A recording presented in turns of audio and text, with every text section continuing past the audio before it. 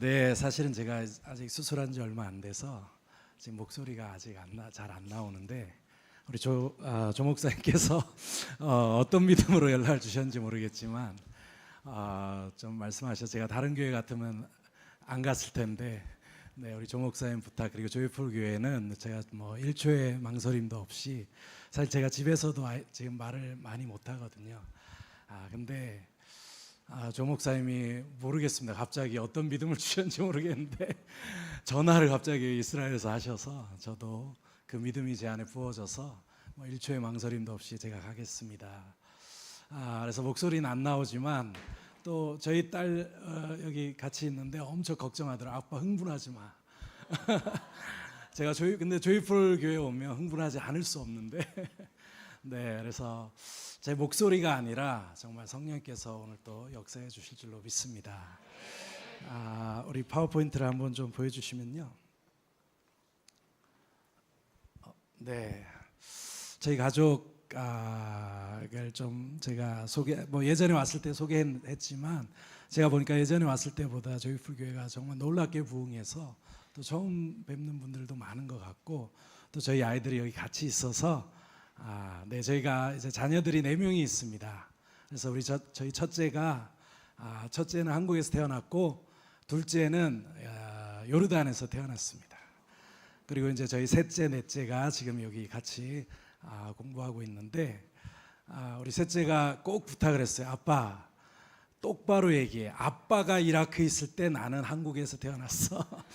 저희가 소리는 제가 이라크에는 혼자 들어갔기 때문에 출산을 위해서 한국에서 와서 한국에서 태어났지만 어쨌든 저희가 이라크에 있을 때 우리 셋째 소리가 태어났고요. 우리 막내 겸이는 레바논입니다. 그래서 메이드 인 레바논.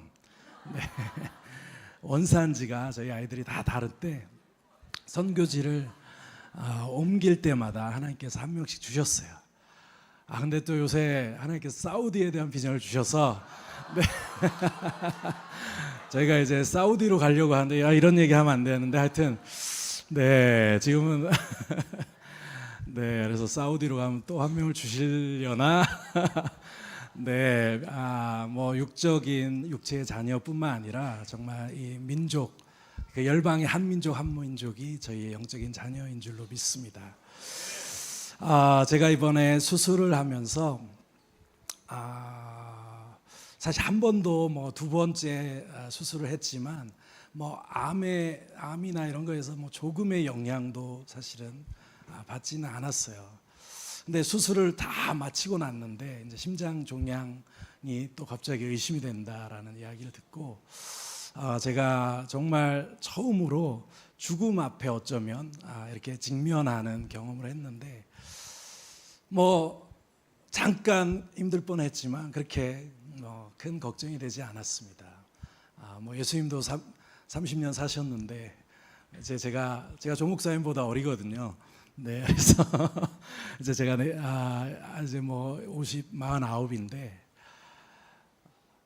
예수님도 30년 사셨는데 내가 이 정도 살면서 또 하나님 사역했으면 뭐 후회는 없다. 그리고 부족하지만 레바논에서 또 선교지에서 정말 후회 없이 살았고 또 후회 없이 뭐 사역했기 때문에 아쉬움은 없다.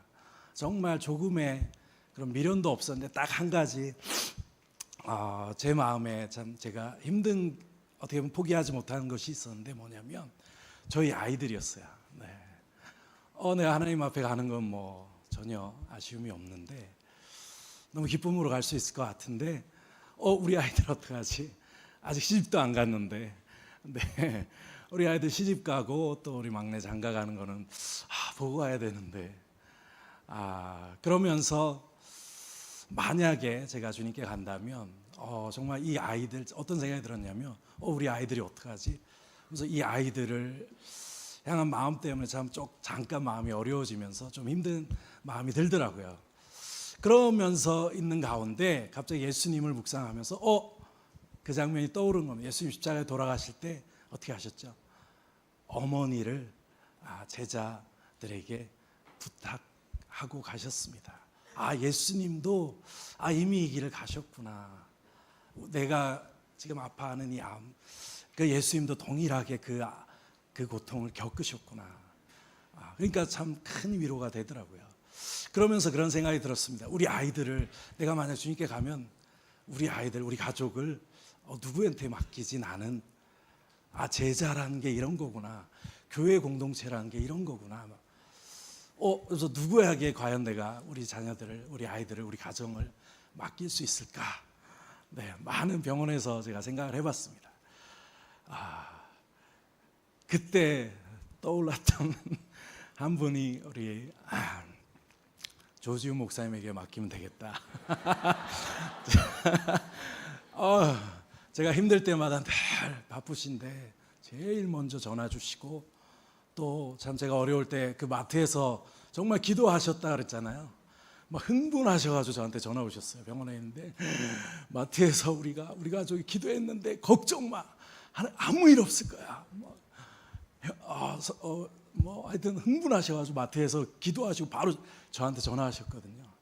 그래서 제가 정말 조 목사님이 제 어려울 때 참 조 목사님이 저에게 해주신 것, 또 우리 조이풀 교회를 보면서 제가 다른 게 생각 안 나고 만약 내가 먼저 주님께 간다면 우리 자녀, 우리 가족은 조이풀 교회에 맡겨야겠다라는 제 스스로 생각이 들었습니다. 그래서 특별히 개인적인 관계나 그런 것도 있지만 조이풀 교회가 가지고 있는 영성, 정말 이 마지막 시대를 준비하고 자녀들을 키워내는 이 조이풀 교회의 비전, 제가 이 조이풀 교회면, 이 비전이면, 정말 이 학교면 우리 아이들 정말 내가 믿고 맡기고 정말 기쁨으로 갈 수 있겠다라는 생각이 들었습니다. 그리고 정말 우리 아이들이 이제 제가 원래 가을에 선교지를 갔어야 되는데 가지 못하고 한국에서 방황하고 있었는데 감사하게 우리 커버넌트 스쿨에서 받아주셔서, 네, 할렐루야, 저희 아이들이 지금 너무나 기쁘게 요즘에 찬양이 막 넘치더라고요, 아이들이. 그래서 우리 소리와 우리 겸이도 너무 기쁘게 지금 지내고 있어서 참 너무나 감사드리고, 특별히 우리 또 둘째가 있습니다. 우리 둘째가 푸르미인데, 지금 푸르미는 고2인데요. 푸르미도 갈 곳이 없었어요. 그래서 선교지를 가야 되는데 학교도 여기 한국에서 갈 데가 없어서, 특별히 고2니까 지금 이 푸르미는 공부를 하고 싶은 열정으로 충만합니다. 왜냐하면 이제 근데 학교가 갈 데가 없고 사실 받아주는 데가 없고, 또 계속 오랜 시간 기도했는데 이상하게 학교가 열리지 않고, 또 가고 싶은 곳은 너무나 멀리 있어서 참 너무나 힘든 시간을 보내다가 포기하고 이제 홈스쿨링을 하면서 준비를 해야겠다. 그래서 그 과정 가운데 참 은혜가 있었고, 또 같이 기도하면서 저희가 선포했습니다. 늘 푸르마 걱정하지 마라. 하나님이 이렇게 우리가 이렇게 오랫동안 기도했는데 안 열어주신 거는 분명히 하나님께서 너를 향한 더 좋은 완전한 계획을 가지고 계실 거야. 지금 눈에 보이지 않지만 우리가 믿음으로 그걸 붙잡고 우리가 기쁨으로 이 인내와 기다림의 시간을 우리가 기쁨으로 견디자. 그래서 참 저희가 그 시간들을 저희 푸르미가 잘 견뎌왔는데, 그리고 지금 지난주에는 레바논 가 있습니다.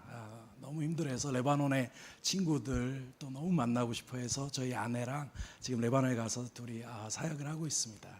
근데 제가 지난주 일요일 날이었죠. 왔는데 갑자기 조지훈 목사님이 선포를 하시더라고요. 우리 커버넌트 고등학교 시작합니다. 그래서 제가 레바논에 바로 전했습니다. 푸르마, 하나님이 이걸 위해서 너를 그동안 그렇게 막 전국에 있는 학교를 다 두드리고 막 했는데도 하나도 안 열어주셨던 이유가 너 이거 위해서다. 커버넌트 위해서다. 그래서 너를 위해서 커버넌트 고등학교가 시작됐다. 네, 할렐루야.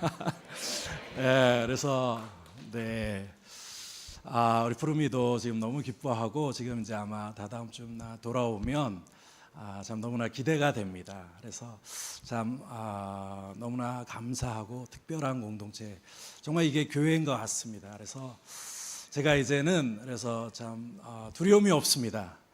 저희 아이들, 저희 가족을 조이풀 교회에 맡기고 주님이 언제 부르셔도 기쁨으로 갈 수 있을 것 같습니다. 네, 네.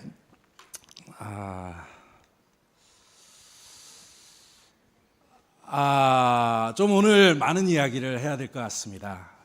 제가 목소리는 안 나오지만 저희 소리가 오늘 오면서 딱 부탁을 했어요. 아빠, 커버넌트 친구들이 다 설교 들으니까 정말 쉽게 해야 돼. 그리고 너무 오래 하지 마. 시간 잘 지켜야 돼. 그래서 제가 원래 어린이들한테 좀 인기가 많은 메신저인데, 네. 첫 번째는 지킬 수 있을 것 같아요. 두 번째는 좀 지키기 어려울 것 같아 소리야. 네. 자, 이분의 이름이 뭐죠? 젠슨 황입니다. 너무나 잘 아시는 분이죠. 이분이 누구시죠? 우리 친구들 젠슨 황 아는 친구 있어? 젠슨 황이 누구야? CEO 어디에? 엔비디아가, 그치? 엔비디아가 어떤 기업이야? 어떤 회사야? 그러니까 세계에서 시총 제일 비싼 회사. 자, 근데 이분이 스탠퍼드 대학 졸업식에서 후배들을 향해서 뭐라고 하셨는지 여러분 아실 겁니다. 세계 최고의 석학들이 모였잖아요. 이제 졸업을 하면서 세상을 향해 나아가는 청년 후배들을 향해 이분이 무슨 얘기를 했냐면, 야, 너희가 똑똑하니까 이제 세상 가면 다 성공할 것 같지? 절대로 성공 못할 거야. 왜? 세상에 정말 많은 어려움들이 있을 거야. 그러면서 이분이 무슨 얘기를 했냐면, 여기에 있는 모든 사람이 모든 사람에게 충분한 고통과 괴로움이 있기를 바란다라고 그랬어요. 이제 세상을 향해 그 한 걸음을 내딛는 청년들에게 사실 할 얘기가 아니죠. 만약 제가 여기서 여러분에게, 여기 있는 모든 분들에게 충분한 고통과 괴로움이 있기를 바랍니다, 이 얘기를 하면 저는 돌 맞을지 모르죠. 근데 이분이 왜 그 얘기를 하셨냐? 그러니까 이 세상이 그렇게 만만치 않고 이 세상에 많은 어려움과 고통과 고난이 있다는 겁니다. 그래서 위대함은 지능이 아닌 인격에서, 지능 가지고, 지식 가지고, 우리의 지혜 가지고 우리가 성공할 수 있는 것이 아니다. 그래서 인격은 똑똑함이 아니라 고통을 겪는 사람에게 형성이 된다. 그러면서 하신 얘기가 여러분 많이 들어봤을 겁니다. 요즘에 유행하는 이야기죠. 회복 탄력성. 뭐죠? 이 세상에 많은 어려움과 고난이 있을 때 우리가 넘어질 수 있고 실수할 수 있고 실패할 수 있지만, 중요한 거는 넘어졌을 때 다시 일어날 수 있는 힘이 있어야 된다. 그리고 요즘에 많은 미래의 리더의 조건을 얘기하면서 하는 이야기가 있습니다. 뭐냐면 문제 해결 능력을 가진 사람이 미래의 리더가 될 거다라는 이야기를 합니다. 왜 그런 얘기를 하냐면요, 미래에 그만큼 앞으로는 점점 더 세상 사람들도 아는 겁니다. 점점 더 앞으로 미래에는 우리가 살아갈 이 세상이 만만치 않고 많은 어려움과 문제들이 있을 거다라는 이야기입니다. 그러니까 앞으로 미래의 리더는 그 문제를 해결할 수 있는 능력을 가진, 그거를 어려서부터 키워줘야 된다라고 이야기를 합니다. 네. 성경도 그렇게 이야기하고 있습니다.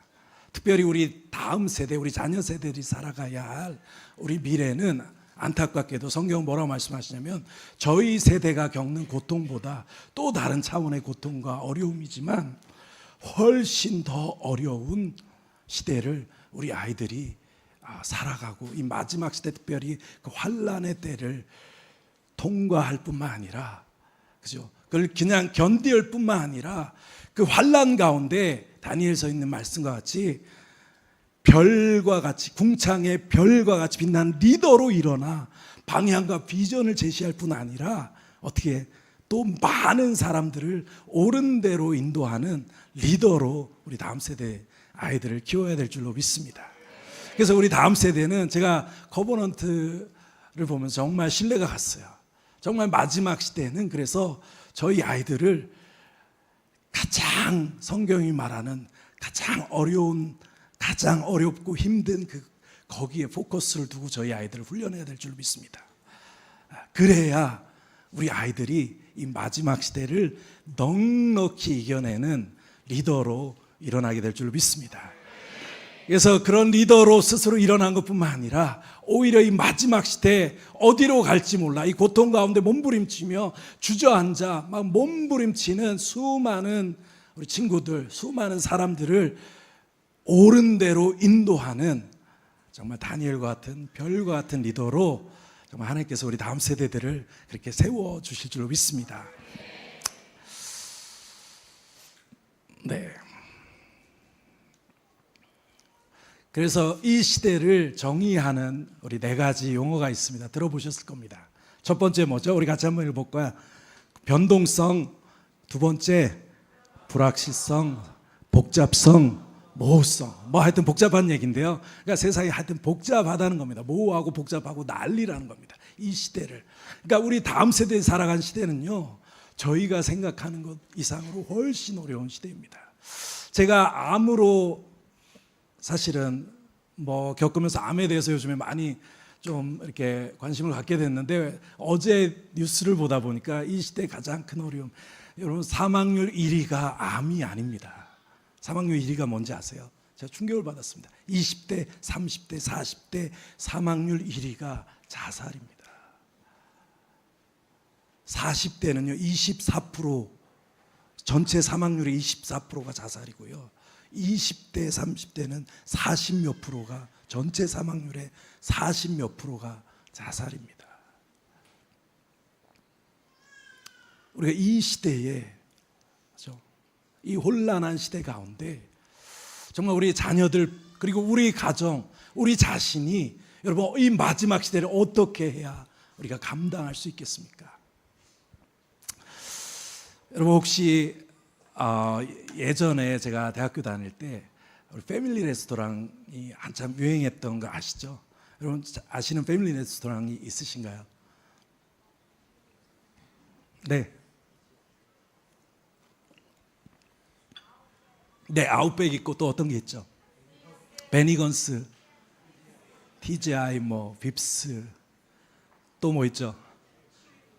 애슐리. 엄청나게 많았습니다. 그래서 제가 학생 때는 그런 데 가는 게 엄청난 참 특권이었습니다. 그 많던 패밀리 레스토랑들이 어느 순간 사라졌죠. 네, 그리고 요즘에 뭐가 남았죠? 거의 다 사라지고 아웃백만 살아남고 또 더 잘 되고 있습니다. 그래서 그 아웃백의 전략이 뭐였냐면요, 정말 위기가 왔을 때 다른 식당들은, 회사들은 다각화, 막 다른 음식, 다른 메뉴들을 만들면서 막 사업 확장하기 시작했습니다. 그럴 때 아웃백은 어떻게 했냐면 우리의 정체성이 뭐지? 우리의 시작이 뭐지? 묻기 시작했습니다. 뭐였죠? 아웃백, 우리는 스테이크하우스지. 그러면서 다른 것들을 포기하고 스테이크에 집중하면서 오히려 프리미엄 스테이크로 승부를 걸었습니다. 그래서 오히려 지금까지 살아남고 더 잘 되고 있습니다. 여러분 이 마지막 시대, 이 혼란스럽고 어려운 시대 가운데 우리 교회가 자꾸 시대가 어렵다고 다른 복음을 붙잡고 뭔가 다른 편법을 쓰고 다른 세상의 것들, 세상의 프로그램들을 가져다 보면 우리가 잘 될 것 같지만 절대로 그렇지 않습니다. 이 마지막 시대에 우리가 붙잡아야 할 것이 있다면 우리 교회가 살아남고 살아남을 뿐 아니라 이 세상을 오히려 이 어두운 시대에 별같이 빛나며 세상을 변화시킬 능력이 어디에 있냐면 본질로 돌아가는 것입니다. 우리의 부르심으로 돌아가는 것입니다. 복음으로 돌아가는 것입니다. 그래서 로마서에 선포하잖아요. 나는 이 복음을 부끄러워하지 않는다. 영원한 복음이라고 성경은 이야기합니다. 왜요? 다른 복음이 없기 때문에, 구원의 다른 방법이 없기 때문에, 만약에 십자가 예수 그리스도의 복음 외에 다른 구원의 방법이 하나라도 있으면 우리는 복음을 조금 부끄러워해야 됩니다. 복음을 조금 몰라도 돼요. 근데 성경은 다른 구원이 없다라고 선포합니다. 복음 외에.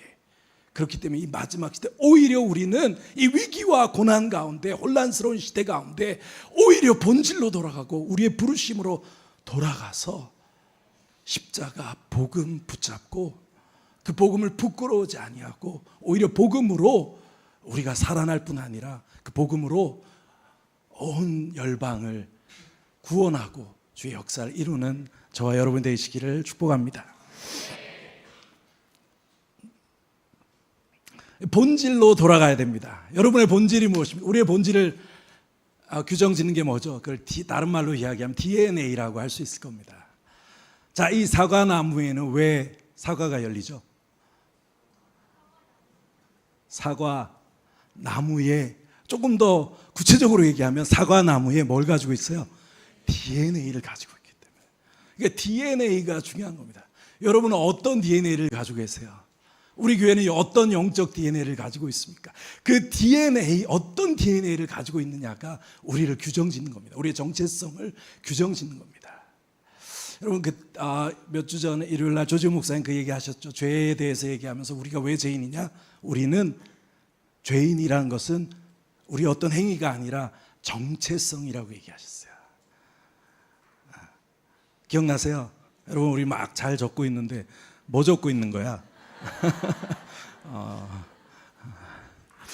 선교사님 말씀 적고 있는 거야.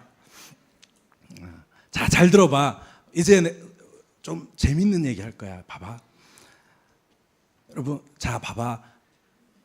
강아지와 개라 그러면 좀 표현할까? 고양이와 고양이가 결혼하면 누가 나와? 고양이가 나오지. 고양이와 고양이가 결혼해서 개가 나올 수 있을까? 왜? 고양이는 고양이니까. 왜? 굳이 DNA. 그렇지. 왜? 고양이는 고양이의 DNA를 가지고 있기 때문에. 자, 이걸 뭐라 그러냐면 유전 법칙이라 그래. 법칙. 뭐라고? DNA는 2나노미라고. 2나노미. 오, 깊다. 자, 과학 시간에 여러분 배웠을 거예요. 여러분, 법칙이 있지. 법칙. 그리고 이론이 있어. 법칙은 뭐야? 절대 변하지 않는 진리. 이론은 뭐야? 바뀔 수 있는 거야. 그래서 이거는 유전 법칙이야. 절대로 안 바뀌어. 개와 개가 결혼하면 뭐가 나와? 개가 나오지. 강아지가 나오지. 고양이 사람. 근데 영적인 법칙도 마찬가지야. 잘 봐봐. 아담과 하와가 죄를 짓고 어떻게 됐어요? 죄인이 됐죠. 그럼 죄인과 죄인이 결혼하면 누가 나오겠어요? 그렇지. 죄인과 죄인이 결혼했는데 의인이 나올 수 있을까 없을까? 절대로 없단 말이야. 그래서 죄가 없으신, 육체에서 태어나시지 않은 예수님이 어디에?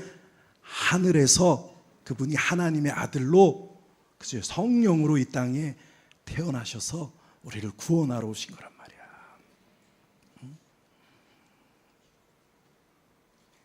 자, 그래서 여러분 어떤 DNA를 가지고 있습니까?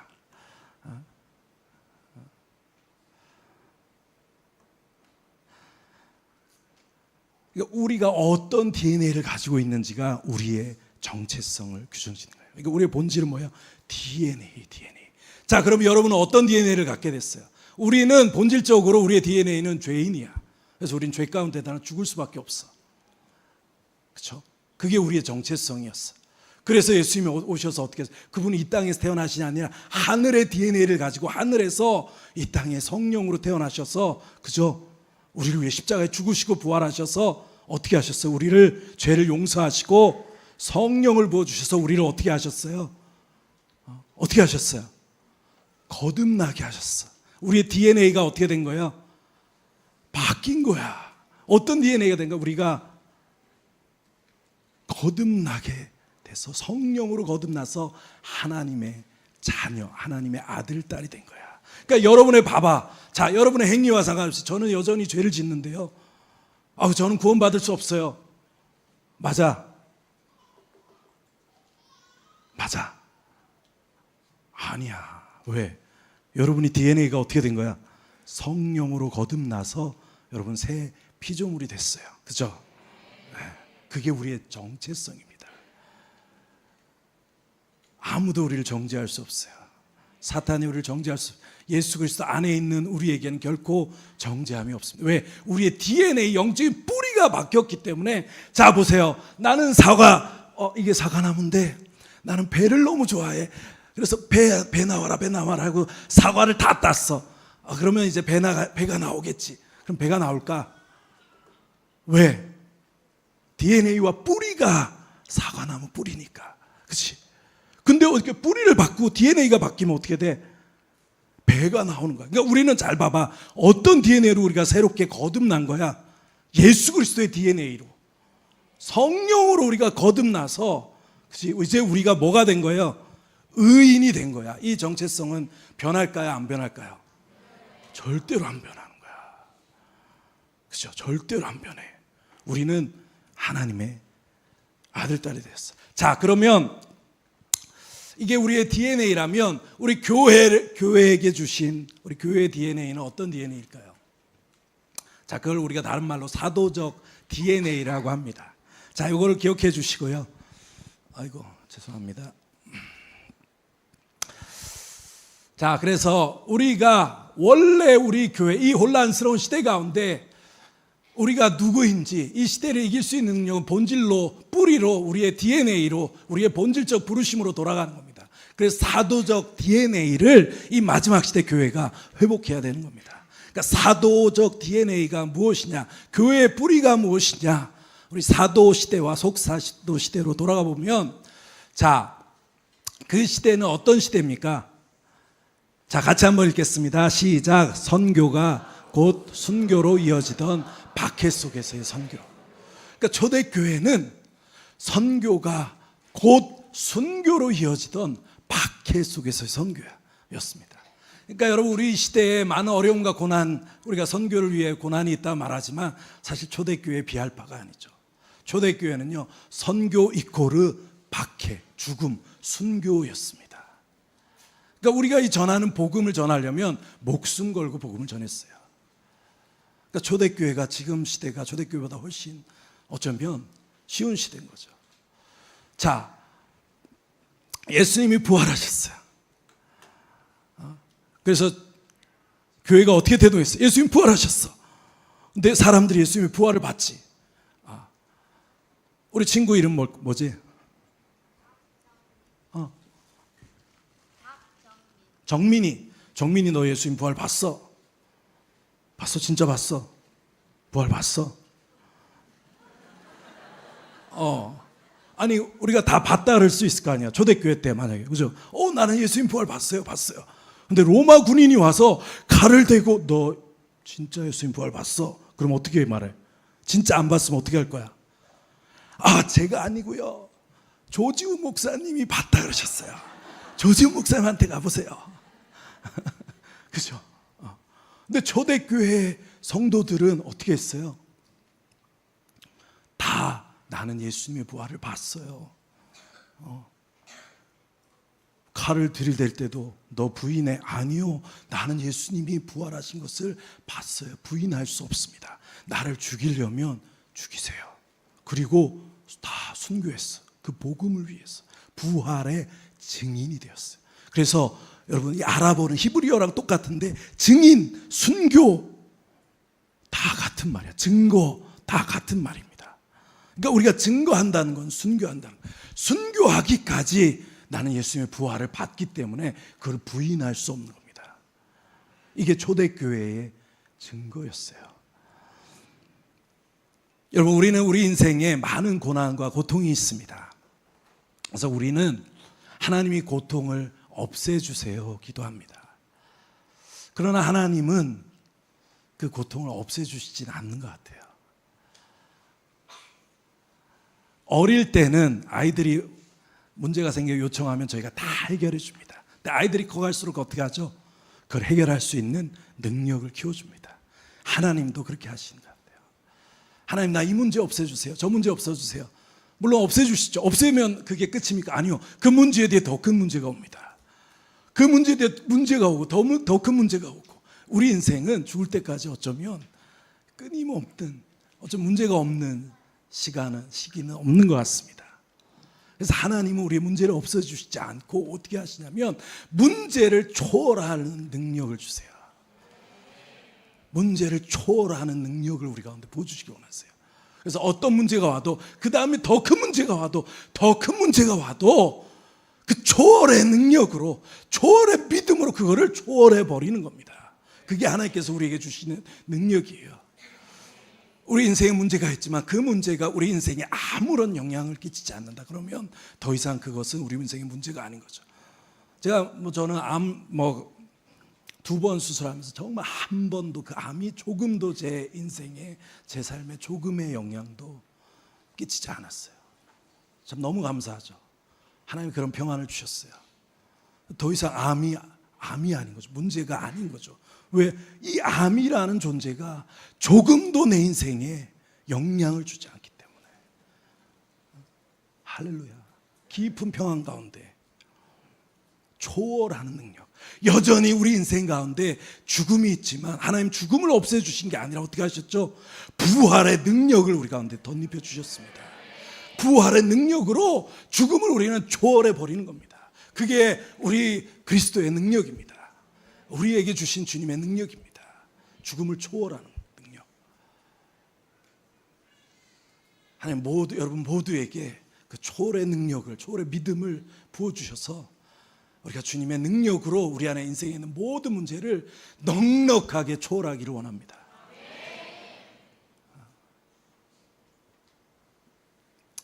그리고 초대교회는 어떻게 했죠? 원형 경기장, 원형 경기장 안에 막 사자를 풀어서 기독교인들을 어떻게 했어요? 죽였어. 근데 사자는, 자 봐봐 여러분, 사자는 하루에 어떻게 한 명만 먹어.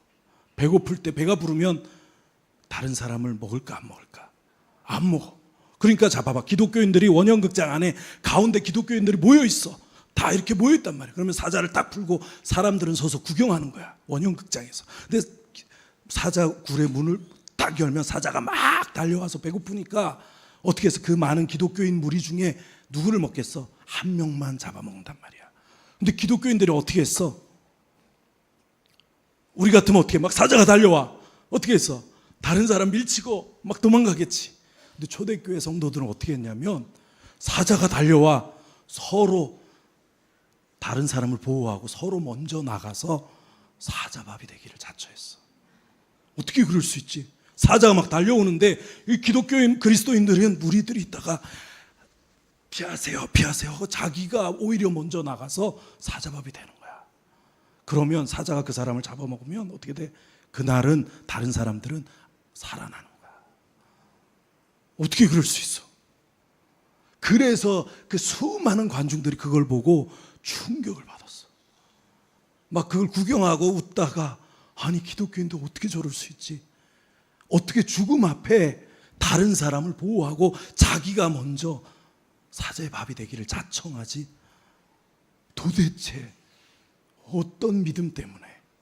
그래서 수많은 사람 그걸 보고 오히려 기독교인이 되고 교회는 오히려 부흥했어요. 그 핍박 가운데 교회는 부흥했어요.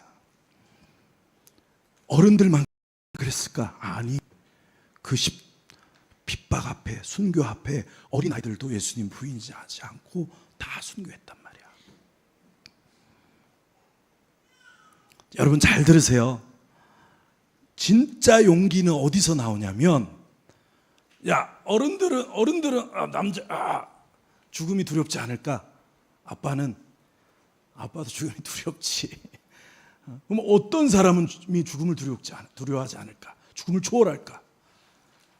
초대교회 그리스도인들은 어린아이들부터 어른 또 여자아이들까지도 다 죽음을 초월했어. 왜? 자, 진짜 용기는 어디서 나오냐면, 잘 들어요.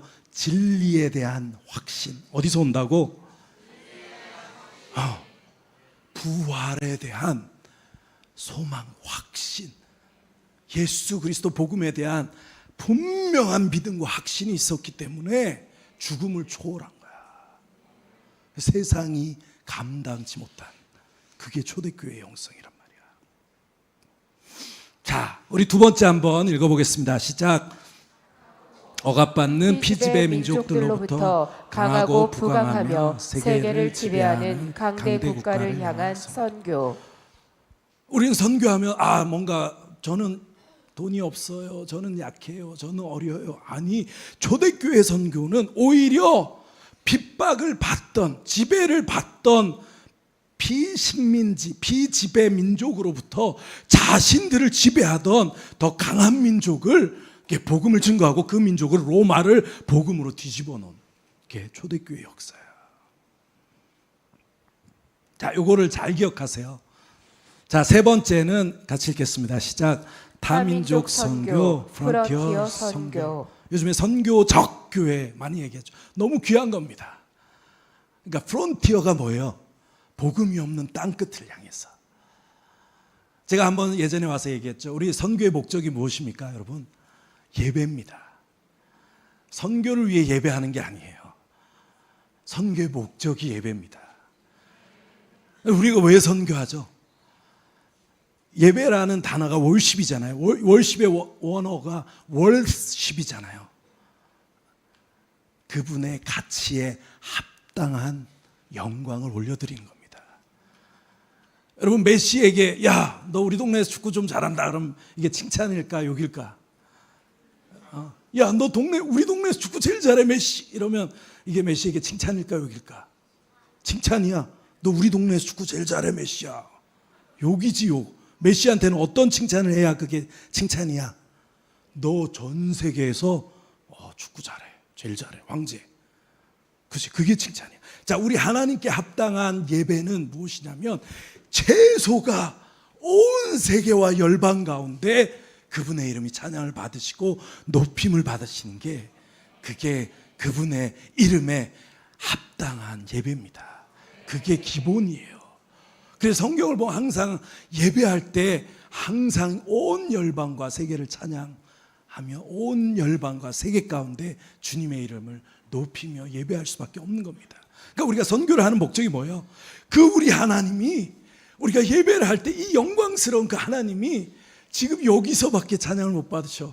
한국에서 찬양을 받으시는데, 그래서 우리가 킨텍스트로 가고 향동으로 가고 또 하나님 예배 받지 못하는 민족이 어디 있어? 레바논, 중동, 아랍, 이슬람, 모로코, 또 사우디아라비아, 그 땅에 하나님이 예배 받지 못하셔. 나 참을 수 없어.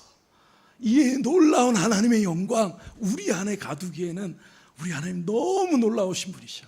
하나님의 영광, 하나님 온 세계에 찬양을 받으셔야 됩니다. 하나님 예배하는 곳이, 앉는 곳이 어디입니까? 사우디, 주님 제가 가겠습니다. 그리고 가서 우리가 예배자가 되는 겁니다. 하나님, 제가 이 땅에서 주님 예배하지 않는 이 민족 가운데 이 민족을 대신해서 주님 예배합니다. 주님 사우디 땅 가운데 영광 받아 주십시오. 그게 선교의 출발입니다. 그리고 왜 복음을 전해요? 복음을 통해 예수 그리스도를 만나고 하나님을 만나야 하나님을 예배할 수 있기 때문에. 그리고 왜 교회를 세웁니까? 하나님을 예배하는 공동체를 그 땅에 세우는 겁니다. 선교의 목적이 예배예요. 그래서 우리는 끊임없이 모든 예배자는 선교사가 될 수밖에 없어요. 왜? 하나님의 영광을 맛보고 알면 알수록 이 안에, 내 안에, 우리 가족 안에만, 이 안에만 너무나 영광스럽지만 여기에 가둘 수 없는 겁니다. 땅끝을 향해 복음이 없는, 예배가 없는 그곳을 향해 나아갈 수밖에 없는 거예요. 그래서 프론티어 선교, 선교적 교회도 너무 귀하지만, 그래서 이 마지막 시대에 어떤 초대교회는 어떤 선교에 목숨을 거는 교회가 일어나야 됩니다.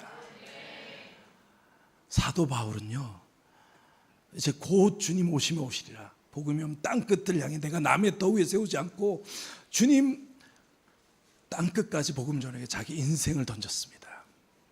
성령은 사도 바울의 인생을, 사도행전의 카메라는 사도 바울의 인생을 하이라이트하고 있습니다. 자, 그리고 마지막 읽겠습니다. 다시 오실 예수 그리스도를 전파하는 종말론적 선교. 네, 너무나 명확한 선교죠. 제가 이번에 죽음 앞에 잠깐 서면서 참 너무 감사했어요. 죽음 앞에 딱 직면하며 서니까 정말 그동안 막 고민하며 씨름했던 문제들이 순간에 아무것도 아닌 게 돼요. 이거 가지고 왜 고민했지? 이 삶이 너무 명확해집니다. 아멘. 여러분, 우리는 다 시한부 인생을 살고 있습니다. 아무도 아멘 안 하시네요. 제가 또 심장이 문제가 있어요. 감사하게. 그래서 언제 죽을지 모릅니다. 하루하루 참 주님의 은혜로 살게 하신 게 너무 감사해요. 깨어날 때마다 감사하고, 근데 여러분 제가 그래서 주님 곧 오십니다. 조금 빨리 가고 조금 늦게 갈 뿐입니다. 우린 다 시한부 인생이에요. 우리 황성주 박사님 오셔서 뭐라 얘기하셨죠? 노후 대책이 아니라 사후 대책, 그죠? 우리가 정말 이 종말론적 선교 다시 곧 주님 오신다. 우리 인생이 사실은 너무나 명확해집니다. 그래서 마지막 시대를 더 분명하게 우리가 살아가기를 소망합니다. 자, 그래서 우리 DNA가 우리 정체성을 붙이는데, 자, 우리 옆에 있는 친구에게 한번 물어봅시다. Who are you? 너는 누구냐? Who are you? 자, 선교사님 재밌는 얘기 해줄게. 너네 때문에 특별히 해주는 거야. 자, 봐봐. 자, 이게 뭐야? 독수리 알아? 너네 독수리? 독수리 어디 살지? 높은 곳에 살아, 독수리는. 그래서 높은 곳에 저렇게 집을 짓고 사는데, 하늘의 제왕 알을 낳았어. 근데 이 알이 땅으로 떨어졌어. 그래서 또 지나갔던 어떤 소년이 이 알을 들고 주워가지고 자기 집에 데려갔어. 그래서 어디다 놨냐면 닭장 속에 넣었어.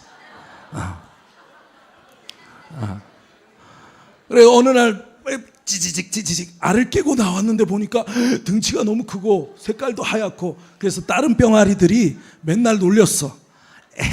야, 너는 왜 이렇게 못생겼냐? 우린 다 이렇게 노란 털을 가지고 이렇게 귀엽게 생겼는데 너는 털도 하얗고 등치도 커가지고 너는 정말 못생겼구나. 막 다 비웃었어. 그래서 이 친구가 어떻게 했냐면 너무나 슬펐어. 맨날 나는 왜 이렇게 생겼을까? 나는 왜 털이 하얗지? 나는 왜 이렇게 등치가 클까? 밤에 고양이가 닭장에 왔어. 다른 닭들이 어떻게 했어? 다 무서워가지고 벌벌벌벌 떨었어. 이 친구도 어떻게 했어? 벌벌벌벌 같이 벌었어. 하늘의 제왕인데. 자, 질문. 이 친구는 독수리일까? 닭일까? 왜? 자, 한번 독수리다 손 들어보세요. 내려주세요. 아니다, 닭이다 손 들어주세요. 아무도 없어. 왜 독수리야?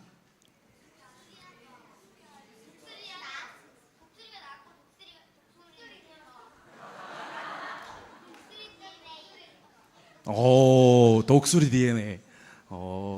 근데 쟤는 봐봐, 저렇게 벌벌벌 떠는데 고양이도 떨고 하늘의 제왕인데 막 벌벌 떨고 날지도 못하고 꼬꼬댁하고 오는데,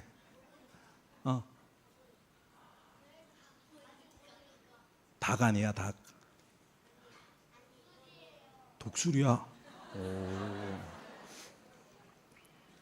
그래서 어느 날 밖에 와서 막 놀고 있었어. 친구들이랑 막 놀고 있었는데 갑자기 하늘에 너무나 멋진 새가 휘 날아가는 거야. 봤더니 너무 멋있는 거야. 그래서 와, 야야야, 저건 무슨 새니? 그랬더니 독수리야. 너무 멋지다. 나도 저렇게 날고 싶은데. 그러니까 옆에 있던 친구들이 뭐라 했어? 정신 차려 임마. 너는 닭이야. 너는 못 날아. 쟤는 하늘의 제왕 독수리야. 우리는 닭이야. 너는 닭이야. 너는 절대로 못 날아. 우우우. 그래도 날고 싶은데 정신 차려. 근데 이 독수리가 하늘을 막 날다 딱 봤더니 뭐가 있어? 자기와 똑같은 독수리가 닭무리 속에 있는 거지. 그래가지고 어떻게 했어?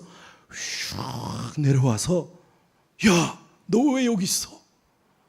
너는 독수리야. 그랬더니 이 친구가 제가요. 저는 닭인데요. 아니야, 너는 독수리야. 아니에요, 저는 닭이에요. 야.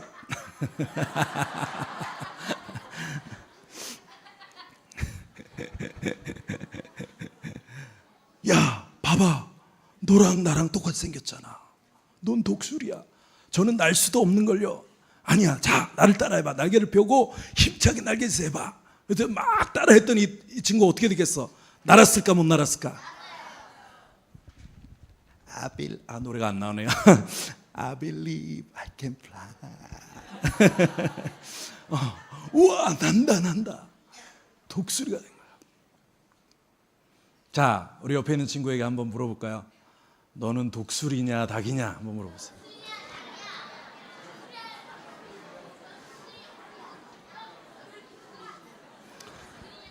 자, 우리 같이 한번 읽겠습니다. 시작. 영접하는 자 곧 그 이름을 믿는 자들에게는 하나님의 자녀가 되는 권세를 주셨으니. 자, 우리의 DNA가 우리의 정체성을 규정짓습니다. 여러분 어떤 DNA를 가지고 계시다고요? 예수 그리스도의 DNA를 가지고 계세요. 우리는 하나님의 자녀가 되는 권세를 가진 자들입니다. 우리는 어디에 속했어요? 하늘에 속했어요. 이 세상의 친구들과 세상과 우리의 모습이 다르다고 여러분 세상에 쫄아서 되겠습니까? 안 되겠습니까? 복음을 부끄러워하면 되겠습니까? 안 되겠습니까? 여러분 닭으로 살아야겠습니까? 독수리처럼 살아야겠습니까? 네, 우리는 독수리입니다. 옆에 있는 친구에게 한번 인사해 주세요. 너는 독수리다.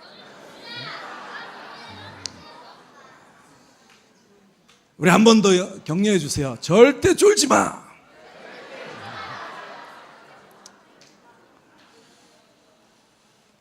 네, 우리가 독수리인 걸 잊지 말고 이 마지막 시대에 어떤 핍박과 고난에도 담대하게 세상을 이기는 저와 여러분이 되시기를 기도합니다. 아멘. 자, 이제 본론을 얘기하겠습니다.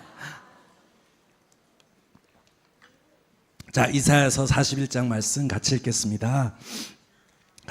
시작.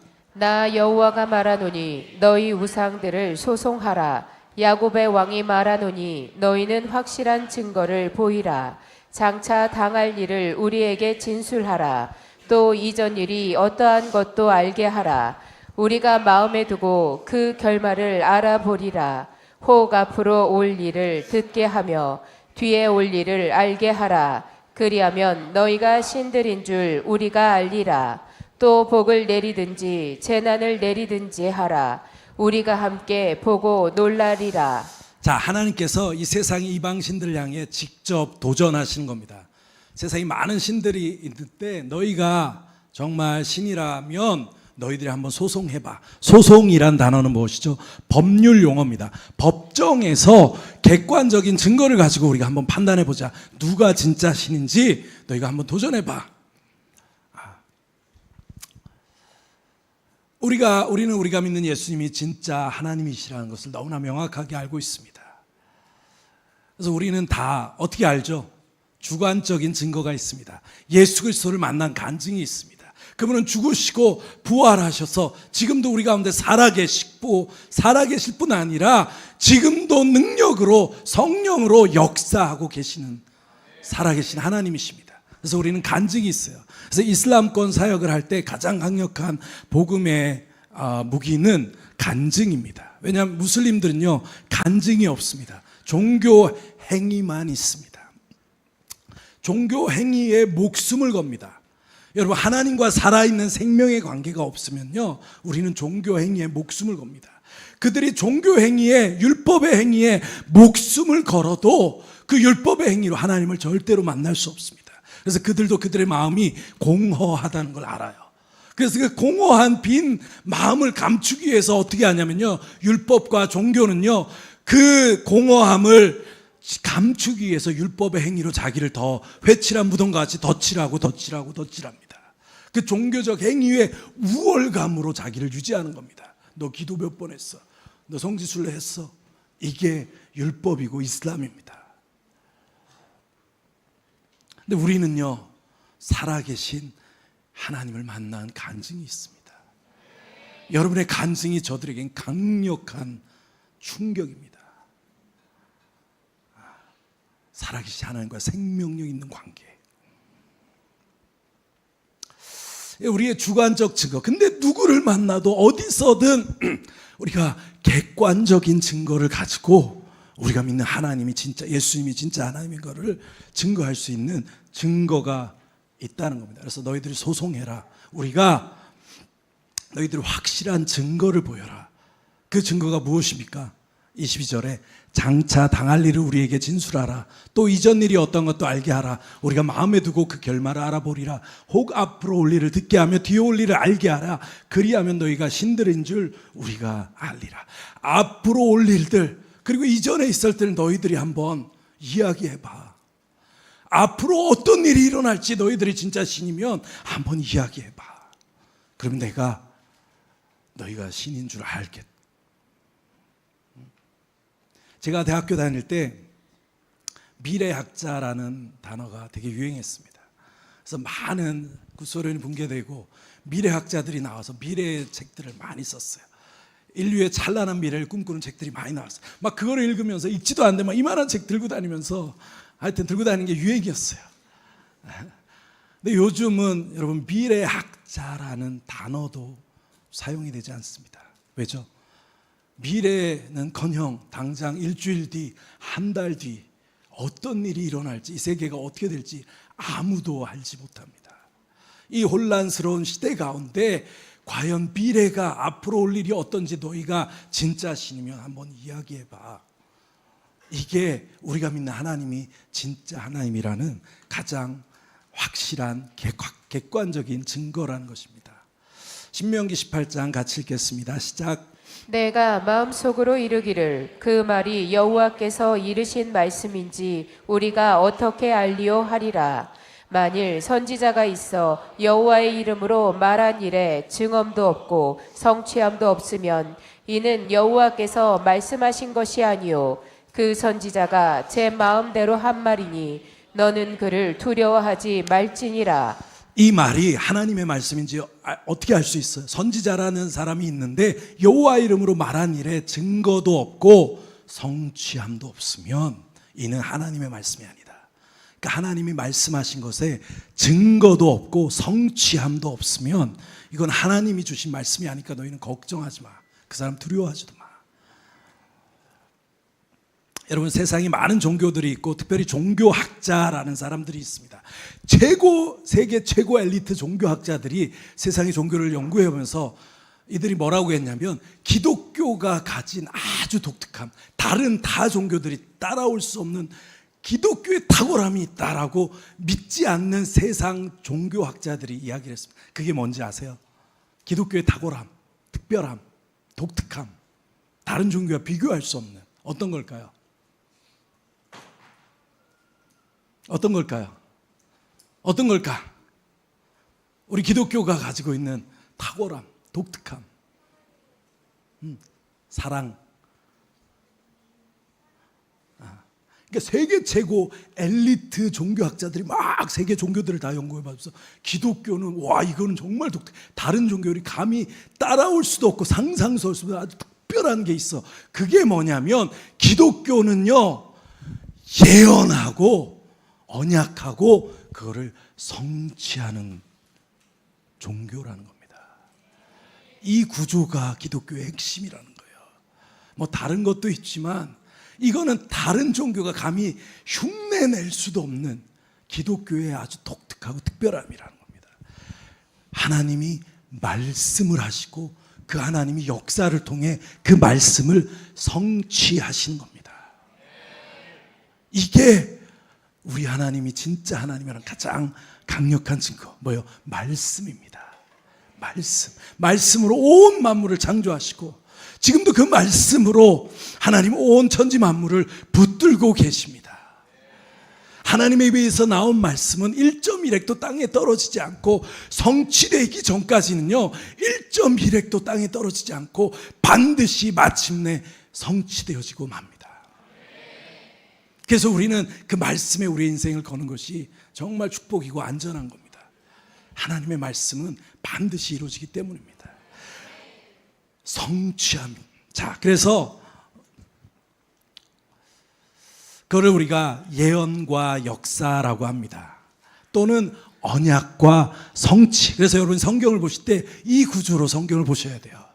언약과 성취. 우리 하나님이 그런 분이세요. 하나님은 말씀하시고 선지자를 통해 말씀하시고 언약하시고 우리에게 하신 그 언약을 역사를 통해 그죠 100년 뒤에 200년 뒤에 또는 1000년 뒤에 성취하시는 분이세요. 누가 그렇게 할 수 있겠습니까? 우리는 일주일 뒤에 한 달 뒤에 약속한 것도 지킬 수 없습니다. 그렇죠? 여러분 엄마 아빠가 야 다음 주에 사줄게 그런 말 많이 들었죠. 사줄 때가 많아 안 사줄 때가 많아. 다음에 사줄게 안 사줄 때가 많아. 엄마 아빠도 어쩌면 사주고 싶었을지 몰라. 근데 때로는 잊어버리기도 하고 때로는 능력이 없을 수도 있어. 그치? 근데 우리 하나님은 어떤 말씀하시고 약속하시고 그 약속을 100년이 지나고 200년이 지나고 1000년이 지나도 정확하게 이루시고 성취하신 하나님이시라. 그래서 구약의 많은 선지자를 통해서 어떻게 하셨어? 예수 그리스도의 메시아에 대한 언약과 하시고 예수님 오셔서 어떤 일을 하셨죠? 언약을 성취하시고 다 이루었다. 자, 그래서 언약과 성취. 자, 우리 성경을 볼 때 많은 친구들이 성경을 어떻게 하냐면 성경은 율법의 책. 그래서 우리가 전도하면 친구들이 뭐라 그래? 교회 가자. 싫어. 왜? 교회 가면 맨날 하나님 하라 하지 마라. 너무 싫어. 피곤해. 안 가. 그러잖아. 그래서 정말 성경을 하나님을 오해하는 거예요.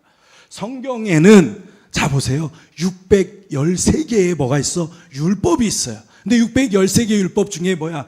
248개의 두 하라는 율법, 그리고 365개의 두 낫 하지 말라는 율법이 있어요. 근데 성경에 몇 개의 약속, 언약이 있는지 알아? 성경에 몇 개의 언약이 있냐면 학자들마다 다른데 적게 보면 6,000개 이상, 많이 보면 3만 개 이상의 언약들로 이루어진 책이 성경이야. 그러니까 성경은 율법의 책이 아니라 무슨 책이에요? 언약의 책. 그래서 성경을 뭐라 그래? 구약과 신약. 그죠? 옛날 약속, 언약, 새로운 언약. 옛날 언약은 뭐야? 구약, 메시아가 오실 것이다. 예수님이 오실 것이야. 그죠? 그래서 기록된 말씀대로 예수님 어떻게 하셨어요? 오셔서 말씀대로 죽으시고, 말씀대로 부활하시고, 말씀대로 승천하신. 그럼 그 신약은 뭐예요? 그 메시아가 다시 오시리라. 어떻게 다시 오시겠어요? 말씀대로 다시 오십니다. 그러면 다른 말로 이야기하면 예수님이 언제 다시 오시겠어요? 성경에 있는 모든 언약이 다 성취되면 그때 예수님이 오신다는 겁니다. 그럼 예수님 왜 아직 안 오셨어요? 아직 예수 그리스도에 대한 이 예언의 말씀이 성취되지 않은 예언의 말씀이 있기 때문에. 그럼 우리와 교회의 사역은 뭐예요? 내 마음대로 사역하는 게 아니라 이 성경의 말씀과 예언을 성취하는 그 방향에 우리 인생을 드리고 그것에 함께 가는 게 우리 교회의 부르심과 사역입니다. 사명입니다. 자, 성취되지 않은 예언, 잘하는 말씀입니다. 같이 읽겠습니다. 시작. 이 천국 복음이 모든 민족에게 증거되기 위하여 온 세상에 전파되리니 그제야 끝이 오리라. 자, 공부를 잘하는 학생은 요약을 잘해야 돼. 키워드를 잘 알아야 돼. 요 문장을 세 단어, 가장 중요한 세 단어로 한번 우리 친구들 한번 찾아볼래요? 세 단어로. 제일 중요한 세 단어, 이 문장에서. 첫 번째 뭘까? 두 번째. 눈치가 빠르네. 조금 크게 해놨잖아. 그죠? 세 번째. 끝. 자, 첫 번째 뭐야? 천국 복음. 복음인데 어떤 복음? 천국 복음. 두 번째. 모든 민족. 세 번째. 끝. 끝. 자, 다시 한번. 첫 번째 뭐? 천국 복음. 두 번째. 모든 민족. 세 번째. 끝. 다시 한번. 천국 복음. 모든 민족. 끝. 너무 명확하죠. 네, 공부 잘하는 학생은 요약을 잘해야 돼. 천국 복음, 모든 민족, 끝. The end. The end가 있어요. 자, 그럼 왜 이 말씀이 아직 성취되지 않았기 때문에 모든 민족에 증거되지 않았어요. 자, 여기 보세요. 자, 근데 아직 세상에 예수님 모르는 사람이 있어. 요즘 인터넷으로요. 여러분 사우디아라비아도 전 세계 어디를 가도 막 시골을 가도 모든 데 다 인터넷으로 예수님에 대한 이야기 다 들을 수 있어요. 다 알아요, 예수님. 근데 왜 예수님 안 오셨죠? 자, 여러분, 인포메이션이 전달된 것과 이 말씀은 뭐라 그랬어요? 이거는 다른 거예요. 증거되면.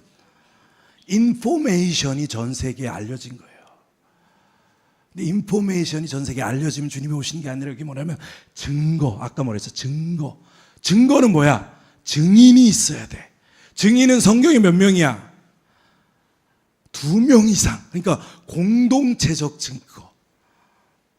그리고 그 민족 가운데 뭐가 세워져야 돼? 교회, 공동체로 증거하는 그 민족의 교회가 세워지지 않았기 때문에 주님이 아직 오시지 않는 거예요. 그러니까 우리의 미션은 뭐예요?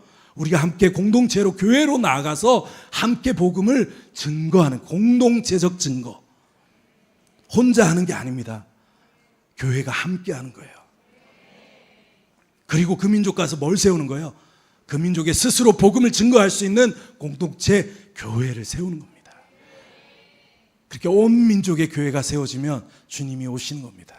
그래서 제가 들어보니까 요즘에 100, 500 비전을 막 선포하시더라고요. 그래서 제가 좀 보니까 바꿔야 될 것 같아요. 네, 죄송하지만 100, 500이 아니라 500, 왜냐하면 500명의 선교사죠. 100개의 교회 500명의 선교사. 500명의 선교사를 파송했으면 적어도 몇 개 교회를 세워야 될까요? 500개 교회는 세워야죠. 적어도 최소. 아멘. 네, 2개씩 세우면 몇 개요? 1000개. 네, 할렐루야. 네, 하나님 세우게 하십니다. 네, 저희도 요르단에 뭐 부족하지만 선교사가 없는 곳에 하나님 보내셔서 개척하게 하시고 또 교회가 생기고 그리고 그래서 저희를 이라크로 보내시고 또 레바논 보내셔서 저희가 레바논에 또 교회가 세워지고 지금 이양을 하고 이제 저희가 또 사우디에 가려고 기도하고 준비하고 있습니다. 이슬람의 본거지. 사우디 갈 때마다 사우디 친구들이 저한테 하는 얘기가 있어요. 여기는 홀리 플레이스. 이슬람의 홀리 플레이스 때문에 여기는 교회가 하나도 없어. 막 자부심. 제가 그 말 들을 때마다 거기에 물론 다른 타민족 교회가 있지만 사우디 현지인들로 구성된 교회가 사우디에는 하나도 없어. 제가 그를 들을 때마다 하나님 막 이 땅에 그 교회가 세워지게 하십시오. 현지인들로 이루어진 공식적인 교회 핍박을 뚫고 일어나 이슬람의 본거지 메카 메디나에 주 예수 그리스도의 이름을 고백하는 그 교회가 주님 세워지게 하십시오. 새로운 비전이 생겼습니다. 그러니까 여러분 100, 500을 어떻게 바꾸셔야겠어요? 네, 500, 500 또는 1500 뭐 이렇게 바꾸셔야 됩니다. 교회를 전 세계에 세우셔야 합니다. 자, 그리고 아랍창을 향해 중요한 언약의 약속의 말씀이 있습니다. 우리 같이 읽겠습니다. 시작. 그날에 애굽에서 아수르로 통하는 대로가 있어 아수르 사람은 애굽으로 가겠고 애굽 사람은 아수르로 갈 것이며 애굽 사람이 아수르 사람과 함께 경배하리라. 같이 읽겠습니다. 그날에 이스라엘이 애굽 및 아수르와 더불어 셋이 세계 중에 복이 되리니. 네, 이건 아랍 선교의 가장 중요한 약속의 말씀입니다. 그날의 마지막 날에 애굽, 이집트에서 아수르, 아시리아, 시리아, 요르단, 레바논 이 지역으로 대로가 있어서 함께 경배한다. 지금 이 말씀이 실제로 이루어지고 있습니다. 우리 이집트 교회가 천만의 콥틱이 있습니다. 아시죠? 이집트 교회 천만의 콥틱, 아랍권 이슬람 한가운데 천만의 콥틱 기독교인들, 이들이 어떤 크리스천이냐면요, 이슬람 군대가 들어왔을 때 그들이 도망가지 않고 수많은 순교자를 내며 그 땅을 지켰어요. 그래서 이집트 콥틱 기독교인들 보면 여기 십자가 문신이 다 새겨져 있습니다. 이슬람 군대가 왔을 때 어른을 죽이고 아이들 잡아가니까 아이들 태어나면 여기 십자가 문신부터 새기는 겁니다. 그리고 다 새기고 나는 절대 예수님 부인하지 않겠다. 수십만의 순교자를 내고 순교자들이 죽어가면서 그 땅을 떠나지 않고 이슬람 한가운데 믿음을 지켰던 교회예요. 그래서 지금도 이슬람 한가운데 천만의 콥틱이 남아 있습니다. 근데 이들이 이 마지막 시대에 구루터기와 같은 교회들이 복음으로 지금 일어나고 있어요. 이사야 19장 말씀 붙잡고 이집트 교회가 일어나고 있습니다. 수많은 선교사들을 아랍권으로 보내고 있어요. 이집트에서 이라크로, 시리아로, 또 우리 레바논 저희 동네에도 이집트 선교사들이 엄청 많이 와 있습니다. 엄청나게 헌신적이에요. 순교의 영성을 가진 교회입니다. 그래서 이집트 교회가 진짜 이 말씀 붙잡고 아랍의 대로를 따라서 퍼져가고 있습니다. 지금 시리아에, 레바논에 부흥이 있습니다. 시리아 난민 전쟁을 통해서. 그래서 이들이 또 다른 국가들로 복음을 들고 나아가고 있습니다. 자, 그리고 그 다음에 어떤 일이 일어나냐면 아랍의 부흥이 있을 것이다.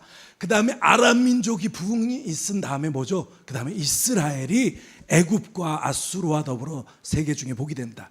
이들이 함께 경배하는데 그 다음에는 이스라엘이 함께 경배하고 아랍과 이스라엘이 함께 경배하는 그게 온 세계에 복이 미치는 마지막 때의 일이라는 겁니다. 여러분, 아랍 민족이 함께 주님을 예배하는 거 가능하죠. 근데 자 보세요. 이스라엘과 아랍 민족이 함께 주님을 경배 가능할까요? 지금 이스라엘에 일어난 일들 보면 가능할까요?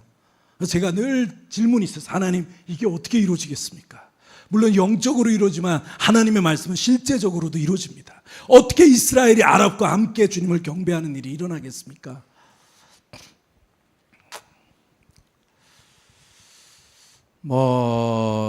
넘어가겠습니다. 지금 시간이 없어서. 지금 이게 무슨 얘기냐면 지금 그 아랍이 놀랍게 흔들리고 있다는 겁니다. 여러분, 우리가 생각하는 이슬람이 아니에요. 지금은 다 석유 이후에, 이 아랍의 키워드가 뭐냐면 석유 이후에 먹고 사는, 이제 석유 이후에 우리가 어떻게 살 거냐, 이겁니다. 더 이상 종교적 이슈가, 그들의 어떤 종교적 신념이 더 이상 이 아랍을 지배하는 가장 핵심 가치가 아니라 이제는 석유 이후에 먹고 사는 문제. 그래서 사실은 사우디아라비아가 지금 이스라엘과 평화협정을 맺으려고 준비하고 있었어요. 그리고 이미 실제적으로 지금 고속철도가 건설이 되고 많은 일들이 진행이 되고 있습니다. 그래서 팔레스타인 하마스 애들이 왜 목숨 걸고 그 일을 벌였냐면요, 사우디아라비아는 이슬람의 큰형님인데 사우디아라비아가 이스라엘과 평화협정을 맺어. 그럼 어떻게 되는 거죠? 팔레스타인은 이제 완전히 끝나는 겁니다. 그러니까 죽을 걸 알고 작정하고 그렇게 아주 자극적인 테러를 일으킨 거예요. 왜? 이슬람 형제들, 이슬람 사회에 메시지를 던진 겁니다. 그들이 테러하면서 뭐라 했냐면 이스라엘이 너희를 지켜주지 않는다. 왜? 요즘 걸프 국가들이 뭐냐면 석유 이후에 탈석유, 이제 석유 이후에 우리가 어떻게 먹고 살 거냐. 자, 그러면 봤더니 전 세계를 봤더니 자원이 없어도 잘 먹고 잘 사는 나라가 어디냐? 딱 두 나라를 뽑습니다. 이스라엘과 한국. 그래서 그거를 딱 모델로 삼아요. 그래서 지금은 막 이스라엘과 평화협정을 맺는데 아무도 시위하거나 아무도 그거에 대해서 정하지 않아요. 왜? 야, 너희 자녀들 먹고 살 거 없잖아. 이제 우리가 이스라엘과 협력해야 돼. 이스라엘과 한국 봐라. 자원이 없지만 하이 테크놀로지 가지고 경제 성장이 이뤘잖아. 우리 이스라엘과 이제 평화협정해야 돼. 배워야 돼. 그러니까 아무도 이야기하지 않는 겁니다. 그래서 이들이 그걸 이슬람 사회에 메시지를 던졌는데 한 일주일 시끄러웠어요. 근데 일주일 지나고 어떻게 됐죠? 조용합니다. 왜?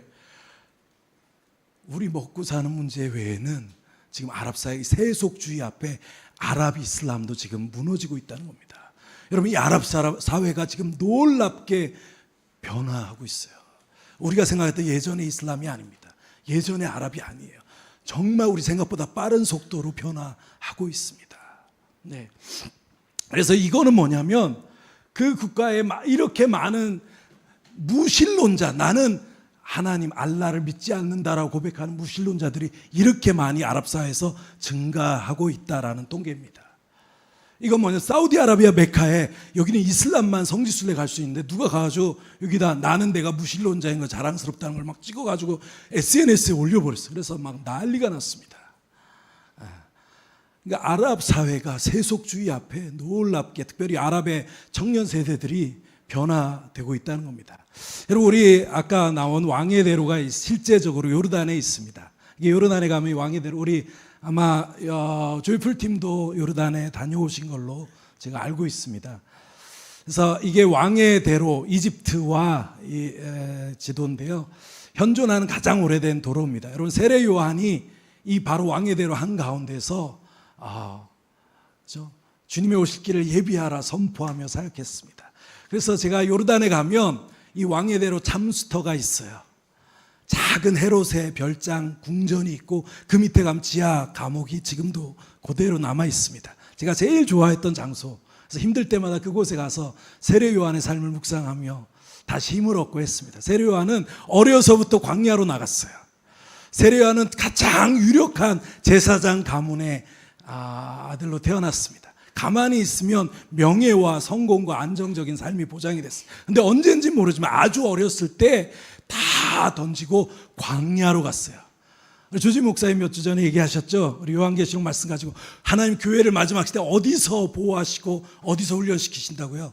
광야에서. 세례요한은 어려서부터 광야에서 보호하심을 받고 광야에서 훈련되어지고 광야에서 자랐어요. 그리고 그 광야에서 하나님의 말씀을 선포하기 시작해서 회개하라, 천국이 가까웠다. 주님의 오실 길을 예비하라, 대로를 수축하라.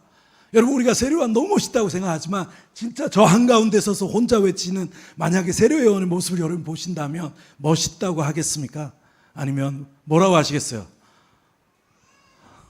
그죠? 혼자 서가지고 계속 외쳤어요. 그리고 그 위대한 세례요한이 허무하게 그 여자아이의 기쁨을 위해서 죽어갔습니다. 근데 세례요한은 기쁨으로 갔어요. 왜? 그는 이미 이 땅에 있었지만 이 땅에서 천국의 삶을 살았기 때문에요. 조금의 미련도 조금의 주저함도 없었을 겁니다. 세례요한이 광야에서 하나님의 말씀 선포하기 시작할 때 어떤 일이 일어났죠? 백성들이 그 광야에 선포되어진 말씀을 들으려고 어디로 왔어요? 광야로 왔고 종교 지도자, 종교인들도 광야로 와서 하나님의 말씀 듣게 다 광야로 나왔습니다. 이게 말씀의 능력입니다. 여러분, 우리 광야로 가십시오. 저희 셋째 이름이 자꾸 솔이냐 소리냐라고 물어본다. 아빠 자꾸 물어봐요. 그래서 야, 말씀드려, 너 이름은 광야에 외친 자의 소리야. 그래서 요르단에 있을 때 소리를 임신했는데 제가 너무 이때 은혜를 받아서 이름을 소리라고 줬습니다. 광야에 외친 자의 소리.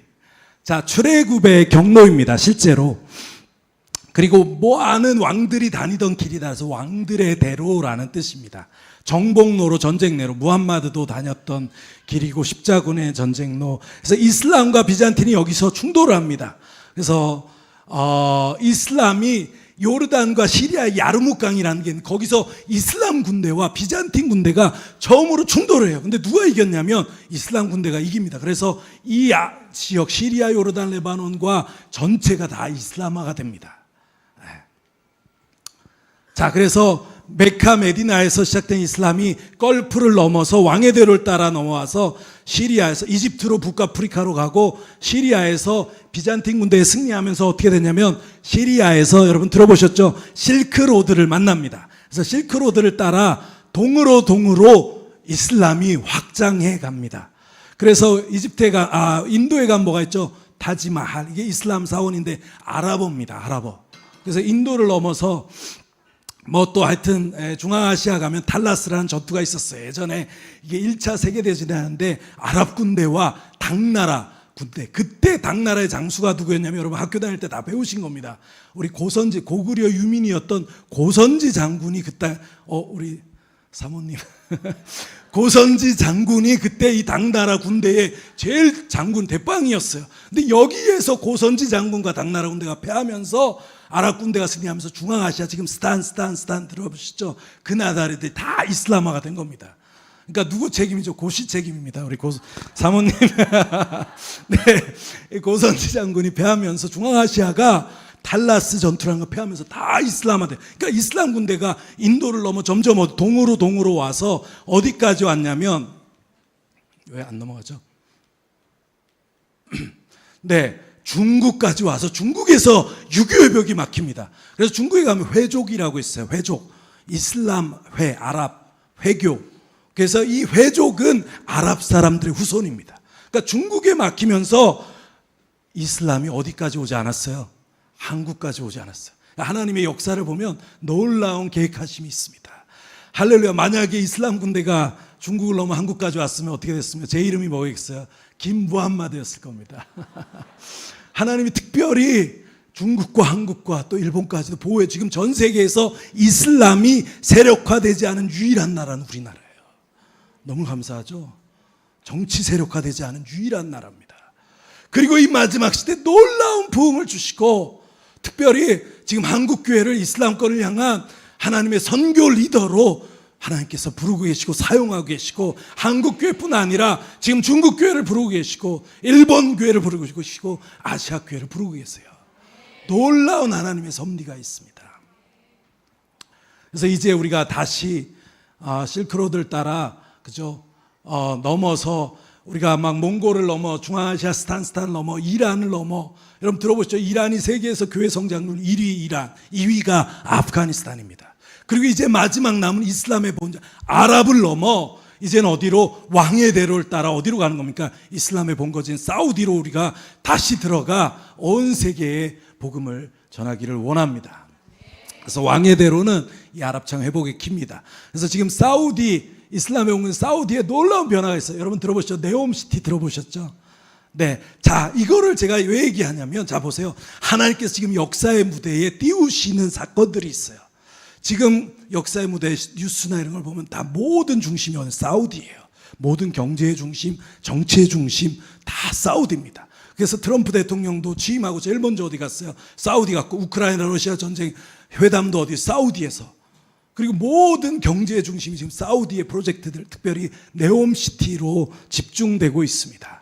그래서 요즘에 유튜브 보시면 막 주식하고 하여튼 막 이 돈의 흐름 하는 유튜브 채널들 다 어디 얘기하면 다 이 얘기합니다.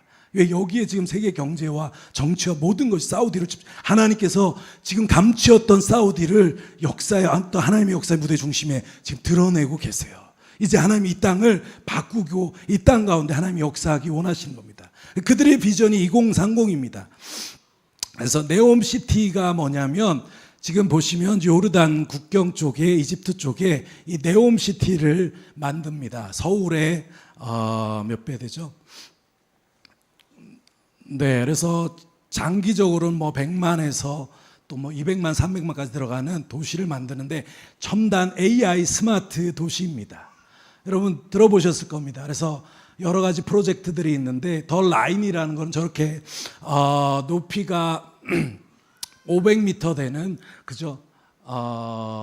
이 라인을 만들어서 저기에 도시를 만드는 겁니다. 그러니까 석유 없이도 지속 가능한 모든 천연 에너지를 가지고 지속 가능한 세계 최고의 도시를 만들겠다라는 프로젝트입니다. 이미 엄청 많이 진행이 되고 있어요. 자, 이게 현대판 바벨입니다. 저는 이게 뭐 될지 안 될지 모르겠지만 하여튼 지금 이론상으로는 이미 진행되고 삼성, 현대, 뭐 카카오 다 들어가서 한국 사람도 엄청나게 가서 지금 일하고 있습니다. 그래서 지금 이거보다 훨씬 많이 진행이 됐고요. 뭐 여러 프로젝트들이 있는데 이건 뭐냐면 여러분 그 땅이 시내산이 있었던 땅이라고 또 이야기를 합니다. 근데 그 땅에 지금 사우디에서 2029년에 동계올림픽을 유치를 했어요. 사우디 사막에서 시내산에서 2029년에 뭐가 동계올림픽이 열립니다.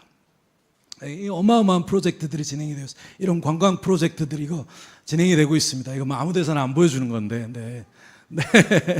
홍해. 그래서 뭐 실제적으로 이게 뭐냐면 가능하다는 겁니다. 현재를 바랍니다. 아람코 조금만 팔아도 이거 얼마든지 해낼 수 있다. 근데 이거를 지금 전 세계에 가지고 하고 있고 특별히 이스라엘 자본이 엄청나게 들어가 있습니다. 그래서 사실 이거는 뭐 비공식적인 얘기긴 한데 여기에 이제 아랍에 있는 모든 난민들을 노동자들이 있어야 되잖아요. 아랍에 있는 모든 난민들을 보내려고 합니다. 근데 그 가운데 난민 가운데 누구까지 포함돼서 팔레스타인 난민까지. 그래서 지금 트럼프 이후에 지금 막 밀어붙이잖아요. 그래서 가자를 완전히 지금 다 밀어버리고 거기에 홍콩을 만들어 보겠다. 그리고 실제 지금 그 일들이 뭐 너무나 빠르게 진행이 되고 있습니다. 아무도 지금 그걸 못 막고 있어요. 그러니까 앞으로 지금 어떤 일이 일어날지 너무나 빠르게 진행이 되고 있다는 겁니다. 여러분. 그래서 이 사우디와 이스라엘이 지금 평화협정을 맺고 이미 사우디에서 이스라엘까지 고속철도가 건설이 되고요. 이 프로젝트 중에 또 놀라운 게 이 사우디에서 홍해를 건너 이집트까지 15km 쌀만 대교를 건설하고 있어요. 그게 뭐냐면 실제 이사야 19장에 있는 애굽에서 아수르 통한 대로가 물리적으로도 말씀이 성취되고 있다는 겁니다. 그리고 여기는 중립지역이 되는 거예요. 중립지역이 돼서 모든 이스라엘과 사람들이 다 올 수, 이스라엘이 이걸 왜 투자를 하냐면, 자 보세요. 여기에 시내산이 있다라고 얘기를 합니다. 이스라엘이 지금 이집트에 있는 시나이 반도를 점령했을 때 세계 최고의 전문가들 불러서 몇 달을 조사했는데 여기는 시내산의 흔적이 없다. 결론 내렸어요. 그럼 여기입니다. 1400년 이 사우디가 거기를 철책을 쳐서 철저하게 통제하던 걸 지금 다 오픈했어요. 왜? 석유 이후에 먹고 살아야 되는데 뭐가 필요해? 관광으로 먹고 살 여기를 다 오픈하고 이제 성지순례를 오픈해서 합니다. 그래서 자 보세요. 누가 여기를 제일 가고 싶어 하겠어요? 모세와 출애굽의 장소로 이스라엘. 유대인들에겐 자기 민족의 뿌리입니다. 그러니까 유대인들이 이거 같이 하는. 자, 2029년에 동계올림픽이 열리면 이제 뭐가 가능해지겠어요? 자 보세요. 아랍 사람과 그죠? 전 세계 사람들이 올 거. 누가 또 와요? 이스라엘 사람들이 와서 거기서 함께 예배할 수 있는 것들이 실제적으로 가능해진 겁니다. 놀라운 일들이에요. 자, 보세요. 그래서 뭐 지금 한국에 와서 저희가 갔다 왔는데 실제 그 홍해가 있었던 곳입니다. 이집트에서. 네. 그래서 이게 이제 저 뒤에가 이집트고 홍해를 건너서 그래서 이게 뭐 엘림이고요. 요게 시내산 앞에 경계석을 두어서 경계를 만들려고 했던 경계석입니다. 그래서 저희가 갔을 때 지금도 그대로 남아 있어요. 그래서 네, 이게 그래서 그 시내산 앞에 있던 경계석이고요. 그리고 각 지파별로 기둥을 세우고 그걸 기념하라 했을 때 그 12지파의 기둥들이 지금도 남아 있고 그 백성들이 밑에서 기다리면서 그 넓은 광야에서 저렇게 이집트의 신이었던 황소의 신인 하토르를 새겨놓은 문양들이 있습니다. 이게 송아지를 바쳤던 송아지 제단임 시내산 밑 앞에 있습니다. 그리고 실제 만나를 찧어 먹었던 돌들이 곳곳에 저런 게 어마어마하게 많이 있습니다. 네, 이게 뭐 무리바 바위라고 하고 이게 여호와 니시 제단이라고 합니다. 우리 아이들을 데리고 갔는데 너무 좋아요. 우리 아이들이 성경 읽으면 가는데 성경이 눈앞에 펼쳐지니까 지금도 제가 얼마 전에 또 사우디 갔다 왔거든요. 근데 저희 아이들이 얼마나 슬퍼했는지 몰라요. 어떻게 나를 안 데려가냐. 사우디 가는데 나 너무 가고 싶다고. 성경이 막 눈앞에 펼쳐지는 겁니다. 1400년 감추었던 걸 지금 완전히 개방을 했어요. 이런 광야입니다. 여러분 요르단 가보신 분 아요? 페트라, 와디롬 그걸로 요르단 하나가 나라가 먹고 살거든요. 근데 사우디에 페트라, 와디롬보다 몇십 배 큰 광야가 있습니다. 거기를 지금 관광 자원으로 개발하는 거예요. 우리 애들 얼마나 재밌게 노는지 몰라요.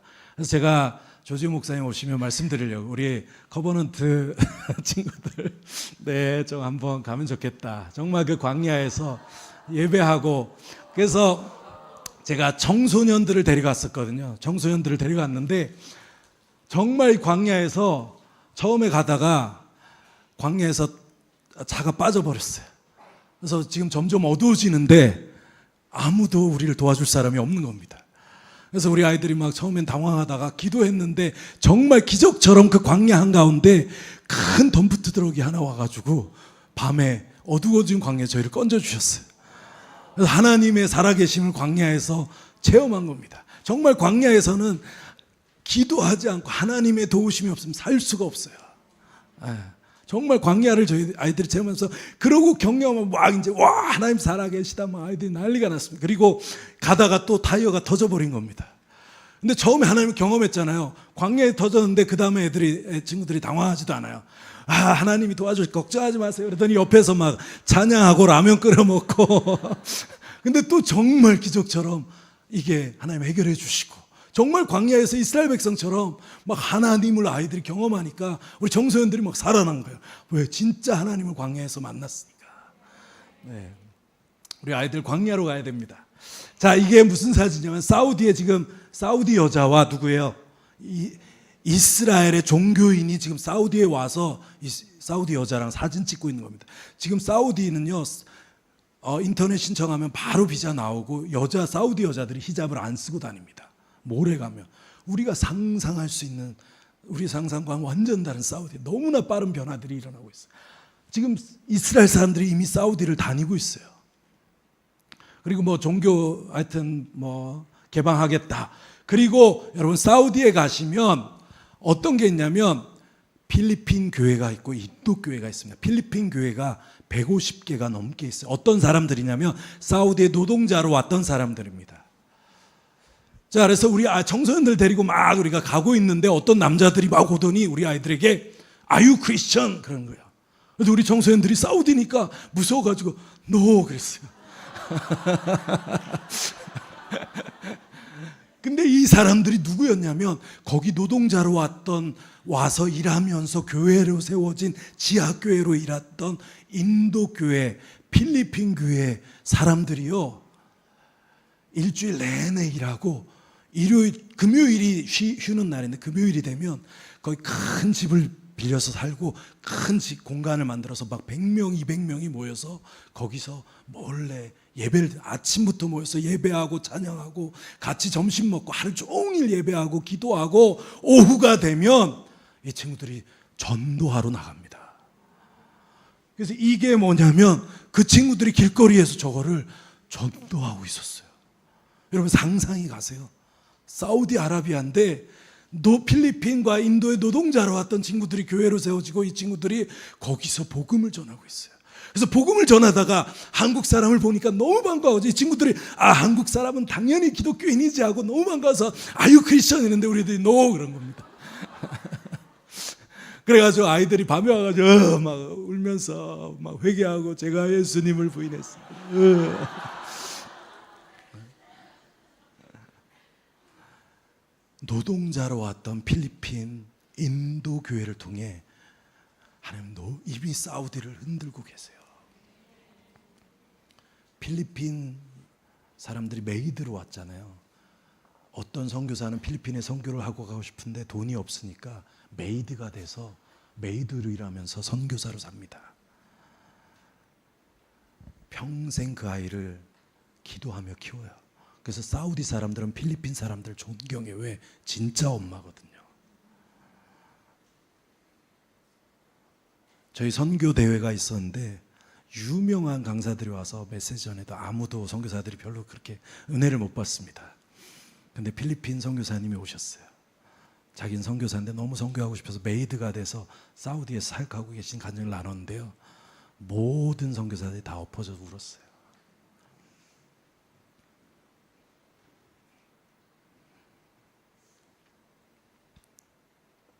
여러분 지금 이스라엘에 어떤 일이 일어나는지 아세요? 자 보세요. 성경을 보면 어떻게 좀 마지막 시대 유대인들이 그죠? 2000년 전에 흩어졌던 유대인들이 돌아온다. 이게 첫 번째. 그것도 기적입니다. 마지막 시대에 놀라운 일이. 근데 돌아온 유대인들이 어떻게 돼요?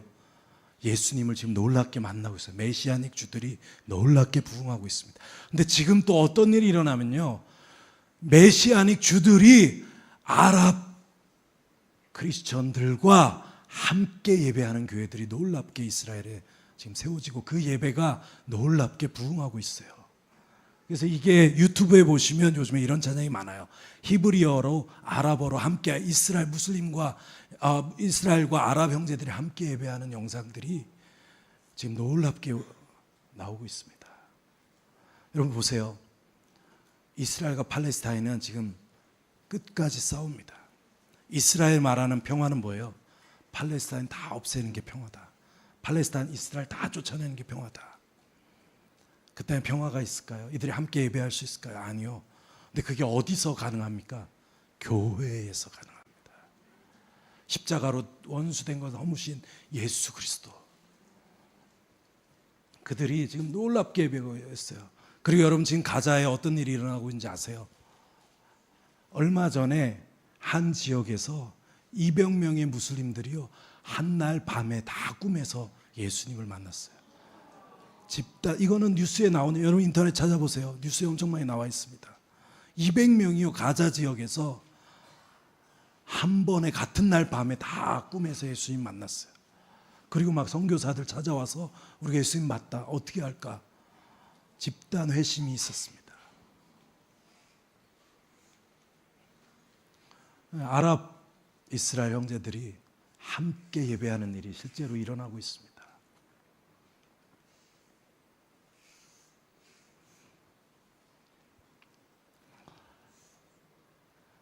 그리고 지금 여러분 중국 교회가 놀랍게 선교사가 나오고 있어요. 저희 지금 센터에 중국 사역자들이 몇 명 나왔는지 아세요? 40명이 나와 있습니다. 이 친구들 처음에 나오면 보통 20명씩 나와요. 지금도 한 5, 60명이 더 나오려고 기도하고 있어요. 40명이 특별히 그 중에 한 30명이 청소년들이에요. 중국에서 지하교회에서 이런 홈스쿨 하던 친구들이에요. 그래서 중국에서 감옥 다 몇 번 갔다 오고 이 도시에서 핍박하면 저 도시에 가서 학교하다가 저 도시 핍박하면 저 도시 갔다가 지금 핍박이 너무 심해서 교회 전체가 지금 선교사로 나오고 있어요. 그래서 이 친구들이 보통 몇 명 3, 40명씩 옵니다. 지금 40명이 와서 저희 센터에서 지금 같이 예배하고 있어요. 그래서 저희 아이들, 중국 친구들, 시리아 친구들, 레바논 친구들이 함께 예배하고 있습니다. 그래서 이게 뭔지 아세요? 여러분, 우리가 끝나고 뭐 하는 거냐? 뭐 하는 것 같으세요? 무궁화꽃이 피었습니다 하고 같이. 여러분, 놀라운 게 뭔지 아세요? 지금 전 세계 다음 세대, 특별히 청년들이 뭘로 묶여지냐면 그냥 하나가 돼요. 언어가 안 되는데도 그냥 하나, 뭘로? 한류로. 자기들끼리 언어가 안 되는데도 너무 친해지고 저러면서 그냥 놀고 예배하고 같이 뒹굴면서 함께 교회가 되는 겁니다. 그래서 저희 아이들도 얼마나 지금 빨리 레바논 가고 싶어하고 지금 푸르미도 가서 저 친구들하고 계속 예배하고 영어로도 예배하고 막 중국어로도 예배하고 아랍어로도 예배하고 그래서 원래 저희가 올가을에 선교훈련하고 이 친구들을 함께 팀으로 세워서 함께 막 사우디로 모로코로 지금 보내려고 계속 기도하고 있습니다. 그래서 레바논이 그런 플랫폼이 될 거고 사우디 그런 플랫폼을 세울 거고 또 모로코가 북아프리카 중심입니다. 우리 조이풀도 모로코 가시죠? 모로코에 그런 플랫폼을 세워서 이제 이들을 일으켜서 보낼 건데 그때 우리 한국교회가 함께 가기를 소망합니다. 우리 조이풀 교회 함께 오십시오. 함께 오셔서 저는 막 이 베이스에 같이 노는데 애들이 안 껴줘요. 저는 막 마음은 청년인데 애들이 같이 놀고 싶은데 안 껴주더라고요. 그래서 여러분이 오셔서 같이 놀고 친구가 되시면 좋습니다. 자, 우리 일본 선교도 아시죠? 지금 제가 흐름을 얘기하는 겁니다. 선교적 흐름을. 지금은 자 보세요. 하나님 아시아 교회를 쓰시는데 한국 교회가 여전히 리더지만 여러분 아시아 교회가 더 뜨겁게 일어나요. 일본 선교 가시죠? 이제 일본 가셔서 일본 교회 함께 일으켜서 함께 선교로 나오셔야 됩니다. 일본 교회는요, 우리 한국 교회에 복음을 전해준 교회가 일본 교회예요. 여러분 이수정 씨라는 분이 유학을 갔다가 예수님을 만나고 최초로 성경 마가복음을 번역해서 한국에 최초로 성경을 들여온 분이 이수정이라는 분인데 이분에게 복음을 전해준 사람이 스다센이라는 일본 사람. 우리는 일본 교회에 빛을 지고 있습니다. 그리고 일본 교회가 규모는 작지만 순교와 핍박을 뚫고 일어난 교회고 이미 선교사들이 조금씩 나오는데요. 이들의 영성이 엄청 헌신적입니다. 그리고 일본 교회는 여러분 이스라엘을 마지막 시대에 감당할 거예요. 왜? 이스라엘 사람들이 전 세계에서 유일하게 존경하고 인정하는 나라가 어딘지 아세요? 일본입니다. 그러니까 일본 교회에게 누굴 맡기셨어요? 이스라엘을 맡기셨어요. 여러분 일본 가셔서 그렇게 일본 교회 격려하시고 일으키세요. 너희 할 수 있다. 우리 같이 가자. 우리 같이 아랍으로 가자. 같이 땅 끝으로 가자. 같이 주님의 역사 이루자. 일본 교회가 일어나고 있고요. 제가 필리핀 교회 수술 전에 선교 훈련하러 갔는데요. 이게 뭐냐면 한 교단에 120명의 목사님들 리더들이 모여서 교단 총회 같은 거예요. 근데 저희한테 처음에 1시간을 선교 훈련을 주셨어요. 근데 1시간 선교 얘기를 듣더니 그날 교단 총회인데 120명의 목사님들이 오후일 밤까지 일정 다 비우고 당신들한테 다 주겠다. 우리 선교 배우고 싶다. 그래서 아침부터 밤까지 선교 얘기했어요. 근데 자 보시면 12시간씩 버스 타고 왔어요. 그리고 저 양철 지붕에 에어컨도 없는데 아무도 아침부터 저녁까지 밖을 나가지 않습니다. 하루 종일 거기서 예배하고 말씀 듣고 밥 먹고 막 기뻐하고 찬양하고 기도하고 우리 돈은 없지만 우리 선교 가겠다. 필리핀 교회가 뜨겁게 일어나고 있습니다. 여러분 시대가 바뀌고 있어요. 우리 한국교회 여전히 하나님 리더로 사용하고 계시지만 저는 한국교회가 기로에 있다고 봅니다. 왜? 지금 아시아교회, 여러분 인도교회 얘기는 이미 많이 들으셨죠? 조지 목사님에게 황성주 박사. 인도교회 정말 뜨겁게 파키스탄의 교회도 일어나고 있고요. 필리핀 교회가 일어나고 있고 이들의 영성이요. 중국교회의 영성은요. 고난과 핍박을 뚫고 일어난 교회입니다. 하루 종일 저 땡볕에 땀 흘리면서도 말씀 배우고 선교하고 싶어서 목숨 걸고 예배하는 교회예요. 여러분 우리가 깨어나야 됩니다. 우리가 조금 지식 있다고 이 사람들 아니요. 지금 시대가 바뀌었어요. 그들과 함께 교회가 되고 그들에게 우리가 배워야 됩니다. 그들과 함께 사역을 해야 됩니다. 하나님의 아시아 교회를 사용하고 계세요. 한국 교회가 깨어나지 않으면 어쩌면 하나님의 촛대가 저는 옮겨질 수도 모른다는 생각을 합니다. 그래서 저희가 히스토리 메이커스라고 청년들 사역하려고 센터를 세웠어요. 뭐 한국을 너무 좋아합니다, 우리. 그래서 막 자기들끼리 와서 생일 파티하고 막 이러는 거예요. 그래서 지금 레바논에 있는 청년들이 엄청나게 몰려들고 있어요. 근데 아까 말씀드린 저랑 안 놀아줘요. 레바논에 있는 청년들이 막 한국을 좋아하는 막 엄청 모여드는데 저랑 안 놀아줘요.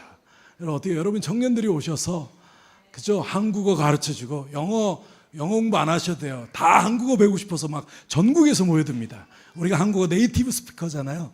그리고 다 한국 음식 팝니다. 처음에 저희가 여기 식당을 하려는 게 아닌데 막 찾아와서 핫도그 해달라 뭐 해달라 하다 보니까 한국 음식도 다 팝니다.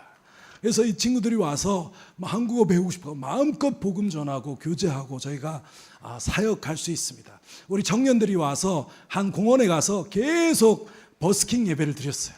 그랬더니 거기에 레바논의 유명한 가수들이 모여서 거기서 콘서트를 하는데 그 책임자가 보더니 너네 여기서 맨날 노래했지? 우리 이번에 콘서트 하는 너한테 시간 줄 테니까 너희가 한국 노래 30분 동안 해. 근데 너네 한국 노래로 해, 한국말로 해야 된다. 그래서 우리 청년들이 거기서 30분 동안 찬양을 불렀어요. 근데 끝나고 레바논 청소년들이 줄 서가지고 이 친구들이 그냥 평범한 교회 청년들인데 30분 동안 사인을 해줬습니다. 여러분 말도 안 되는 일이 일어나잖아요. 이거는 하나님이 선교를 위해 주셨다는 것밖에는 설명이 안 돼요. 사우디아라비아도 한류 때문에 난립니다.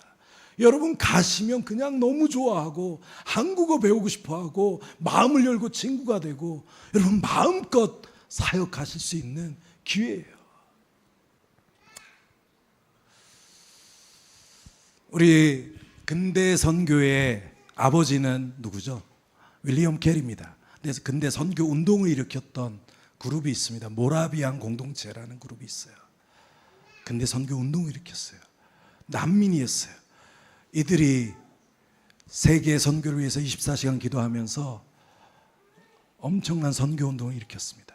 근데 그들 중에 많은 청년들 중에요, 노예들에게 복음을 전하기 위해서 자기가 노예가 돼서 자기를 팔아 평생 노예로 살면서 노예들에게 복음을 전했어요. 한 구역 전체가 그냥 선교지로 갔습니다. 놀라운 100년 동안 24시간 세계 선교를 기도하며 놀라운 선교 운동을 일으켰던 그들의 모토가 있습니다. 같이 한번 읽어볼까요? Preach the gospel, die and be forgotten. 복음을 전하고 죽어버리고 잊혀져 버려라. 지금 중국 교회, 필리핀 교회가 이 모라비안과 같이 놀랍게 일어나고 있습니다. 그래서 지금은 모든 민족에게 그리고 이제 사도시대 선교로 돌아가야 됩니다. 핍박받는 자가 핍박하는 자에게, 연약한 자를 주님이 마지막 시대에 우리가 어쩌면 가장 연약하고 부족하다 말하는 그 필리핀 교회, 인도 교회, 중국 교회를 하나님이 지금 일으키고 계세요. 그들을 통해 사우디를 하나님 뒤집어 놓고 계십니다. 하나님 마지막 시대 연약한 자들을 부르세요. 여러분 부족하다 하지 마시고 할 수 없다 말하지 마십시오. 우리가 주님의 복음의 능력으로 일어나 함께 나아가기를 원합니다. 우리 베드로전서 4장 19절 말씀 읽고 마치도록 하겠습니다. 같이 읽겠습니다. 시작. 그러므로 하나님의 뜻대로 고난을 받는 자들은 또한 선을 행하는 가운데 그 영혼을 미쁘신 창조주께 의탁할지어다. 여러분 이 마지막 시대에 우리 인생에 많은 고난이 있습니다. 주님께서 이 고난을 통해 오히려 여러분에게 비전을 주시기를 원하십니다.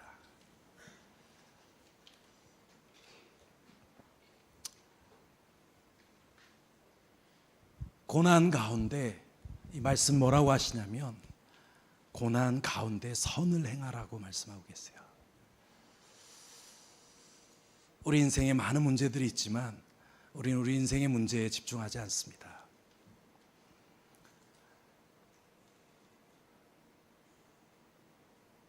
우리 하나님께 집중하기를 원합니다. 하나님, 저에게 제 인생에 많은 문제 있지만 이 수많은 문제를 초월할 수 있는 주님의 능력을 주십시오. 주님 믿음을 주십시오. 부활의 소망을 주십시오. 하나님, 제 문제의 자리에서 제가 떨쳐버리고 일어나 하나님 바라보고 믿음으로 일어나 나아갑니다. 그렇게 나아가실 때 하나님께서 여러분의 모든 문제 반드시 해결해 주실 것입니다. 고난 가운데 선을 행하라. 우리가 뒤로 물러나지 않기를 원합니다. 우리가 침륜에 빠지지 않기 원합니다. 주님, 우리가 우리 인생의 문제에 집중하지 않기를 원합니다. 크고 위대하신 주님을 바라봅니다.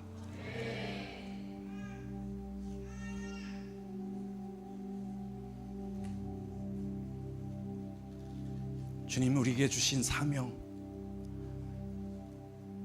하나님, 어떠한 상황이 있다 할지라도 우리가 끝까지 충성되이 주님이 맡기신 사명 끝까지 갈 수 있기를 소망합니다. 주님, 우리의 영혼, 우리 믿부신 선하신 주님께 우리 인생의 문제를, 우리 가정을, 우리 자녀를 다 내어드립니다. 하나님, 고난 가운데 일어나 끝까지 선을 행하며 주님의 오실 길 예비하는 저희들 되게 하여 주십시오. 우리 좀 간절히 축원하며 기도드리옵나이다. 아멘. 네, 주님께 영광의 박수를 드립니다. 우리 옆 사람에게 선포하시죠. 야, 너도 갈 수 있어. 너도 갈 수 있어.